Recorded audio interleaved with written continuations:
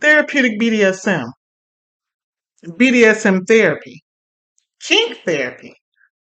What's the difference? Let's find out.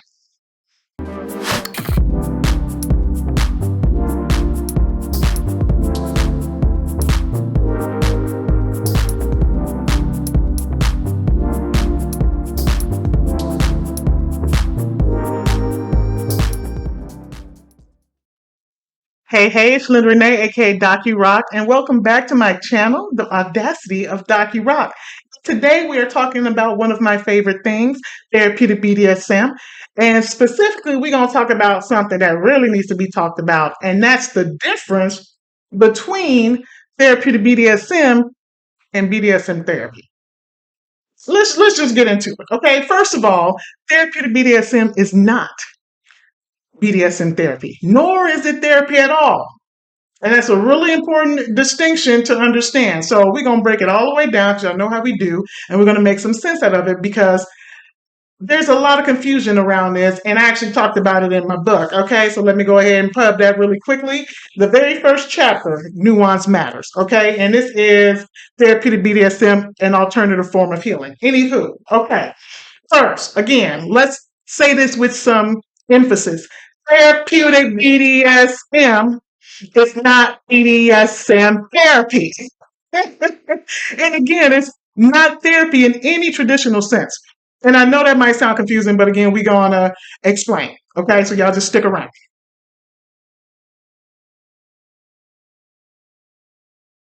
So, therapeutic BDSM is an intervention. It is a tool, a practice, a modality designed to support healing, growth, and transformation. It's not therapy, and it doesn't replace therapy. Now, it is something that works alongside the therapeutic process, and it operates in its own lane. And when I say it works beside, meaning that this is happening with therapy before the intervention, during the intervention, and after the intervention. Okay? Now, BDSM therapy, on the other hand, suggests that BDSM itself is a therapy, or that it is being used in a therapeutic capacity by a therapist or a clinician. Now, that's not what therapeutic BDSM is at all, okay? So I'll make that clear. And if you read more about it, if you Google it, what makes it even more confusing is that when you Google therapeutic BDSM, the first thing that comes up is BDSM therapy, but we're trying to fix that. Now, we're not trying, we are going to fix that. And when we Google it, we're going to be the ones that come up, okay? That is the plan. All right. So now here's how it actually works. Therapeutic BDSM happens as a collaborative effort between a team. There's a clinician, someone who is trained to hold therapeutic and emotional space. And then you have our pro, someone who is skilled in kink practices and who's working with intention and expertise. And then you have our educator who ensures that everyone is informed, ethical, grounded, and know what the hell they're doing. Okay? So we have this collaborative group of people that creates the therapeutic BDSM collaborative network. But we're going to talk more about that in a different video. So y'all make sure y'all stay subscribed and keep hanging out with your girls so you can know more about all of this whole entire ecosystem that is being created. Okay? So again, therapeutic BDSM isn't therapy because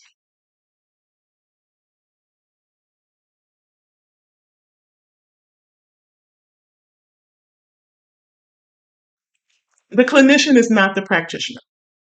The therapist is not performing scenes or playing roles. They are just holding clinical space. Now, here's in a perfect world what I would love, love, love, love to see. I would love to see the client work with the therapist in therapy, right? They go through their process, get to the point where the client is ready for the therapeutic BDSM intervention, the scenes, and the clinician is continuing to work with them through that process and afterwards. What I would love to have happen is like a therapist holding a space for a client through a ketamine trip, is that the clinician would be in the space during the scene, just holding clinical space, not involved in the scene at all, but just holding the space, taking notes, being observant. Now, I know this can't happen for some folks for a lot of reasons, but we won't get into that. But that's what I would love to see. Okay. But anyway, what this is not, though, is the clinician being the practitioner. They are not that. The therapist is not performing the scenes or playing the roles. Again, they are just holding the clinical container. which means this is not a dual role. The therapist should never be attempting to act as both the clinician and the pro at the same time with the same client. Now, there's some nuance with this, right? Because we have some clinicians who are a part of the kink community and who are also pros. So there's some other conversation to be had about that, and we'll do that in a different video. Because what happens is that this can become unethical and confusing and can undermine the integrity of the process if someone is being the clinician and the pro with the same client at the same time, and that's a no-no. This is a collaboration. Therapeutic BDSM is a team. And not no one person is supposed to be wearing multiple hats with the same client at the same damn time. No. Okay? Now, why does this distinction matter? Let's get into it. So here's why this distinction is so important. We need to protect the integrity of the therapeutic spaces and the integrity of kink spaces.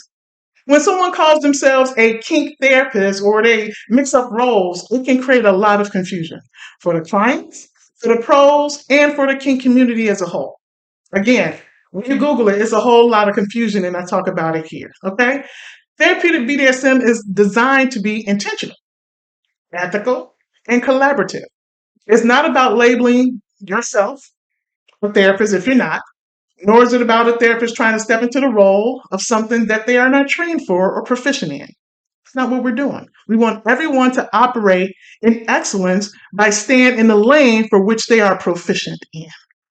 So at the end of the day, this work isn't about trying to make BDSM a form of therapy. It's about using kink practices in an intentional way alongside therapy, again, before, during, and after the intervention to create powerful opportunities for healing. But again, not therapy. It's an intervention. It's a tool. I'm going to keep saying that. Therapeutic BDSM is not therapy. It's an intervention. It is a tool. And it is done with care, clarity, and respect for everyone involved. So wrapping it up, that's the difference. Therapeutic BDSM is not BDSM therapy, and it's not about trying to make kink into therapy. There's no kink therapy happening, and I am not training girls to be kink therapists. Not at all. For the training that I do for TBCN, Therapeutic BDSM Collaborative Network, again, we'll talk about it another time, they're getting trained in applied therapeutic BDSM. Okay? So if any of this resonates with you or you have any questions, y'all know what to do. Drop them in the comments. I love to hear from you. And if you're curious about any of this work and how it's continuing to evolve, I want you to stick around. And as a matter of fact, I'm going to drop in the notes in the description a group I just created called Discovering Therapeutic BDSM for all of the folks who are interested in the work and the ecosystem that's being created, and you want to be involved or you just want to learn more about it. Go ahead and join. There are 3 questions. Go ahead and answer the 3 damn questions so you can get approved. I don't know why people be tripping, but anyway, answer those questions if you want to be involved in this and you want to be in a space with other people who are interested in it. And you can ask me some questions there. In the meantime, this is Doc U Rank. And I'm what? I'm out. Peace.